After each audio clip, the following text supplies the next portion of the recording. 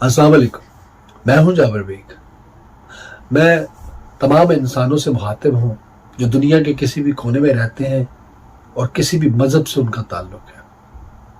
दोस्तों, इस वक्त फ़लस्तीन के अंदर गजा में इसराइल अपनी वहशत और दरिंदगी का मुजाहरा कर रहा है। उसने हज़ारों की तादाद में बच्चों को टारगेट किया, बच्चों को पूरे तरीके से वो शहीद कर रहे हैं। और इस वक्त दुनिया के बड़े बड़े जो अमन के ठेकेदार थे वो इस वक्त खामोश तमाशाई बनकर बैठे हैं। मेरी आप तमाम से गुजारिश है, आप जिस भी मज़हब से, जिस मसलक से, जिस मुल्क से भी आपका ताल्लुक़ है, आप इंसानियत का सबूत दें। इंसानियत की खातर, इंसानों की खातर, उनकी ज़िंदगियों की खातर अपने अपने प्लेटफॉर्म से उन जालिमों के ख़िलाफ़ अपनी आवाज़ को बुलंद करें ताकि इस जंग को जल्द से जल्द रोका जा सके, ताकि हम मज़ीद बच्चों के कत्लेआम को रोक सकें। मेरी तमाम मुसलमानों से भी ये गुजारिश कि कल जिस तरह से हमने OIC के इजलास का तमाचा अपने मुंह पे खाया, जो लोग ये एक्सपेक्ट कर रहे थे कि इजराइल का बाइकआउट किया जाएगा, उसे सख्त रद्द-ए-अमल का सामना करना पड़ेगा, लेकिन बदकिस्मती से ऐसा नहीं हुआ। वहाँ पे मौजूद तमाम बड़े बड़े अरब ममालिक के जितने भी सरबराहान वहाँ पे मौजूद थे, उन्होंने ये वाज़ेह अल्फाज में कहा है कि वो किसी भी सूरत इजराइल का मुआशी या कोई भी बाइकआउट नहीं करेंगे।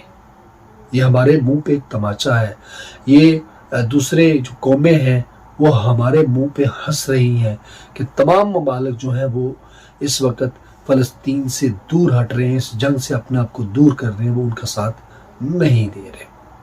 और जो उससे भी बड़ा तमाचा मारा गया वो ये कि बदकिस्मती से इमाम काबा ने जो फतवा दिया, उन्होंने उसमें फ़लस्तीन की जंग को एक फितना करार दिया और मुसलमानों को उस जंग से दूर रहने की और उन्हें सपोर्ट ना करने की तलकीन की।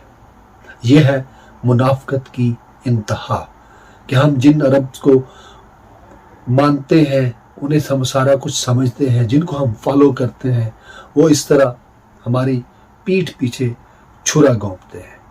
तो मेरी आप सबसे गुजारिश है कि आप तमाम जहाँ भी हैं अपने आप को मुत्तहिद करें, अपने आप को ताकतवर बनाएं, ताकि कोई भी जालिम जब आप पे जुल्म करने लगे तो आप इन अरब ममालिक के लोगों की तरफ ना देखें, बल्कि आप अपनी ताकत, अपने ज़ोरे बाजू पे उस जुल्म को रोक सकें। उन मुसलमानों के लिए, उन फ़लस्तीनी मज़लूम बच्चों के लिए, उनके लिए हम कम अज़ कम और कुछ नहीं तो अपने अपने प्लेटफॉर्म से आवाज़ बुलंद कर सकते हैं। उनके हक़ के लिए, इस जुल्म के ख़िलाफ़ हम लिख सकते हैं, बोल सकते हैं। और दूसरा, हम उन सब के लिए दुआ करने के लिए हाथ उठा सकते हैं।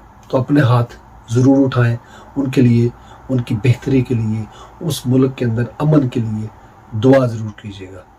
अल्लाह हाफ़िज़।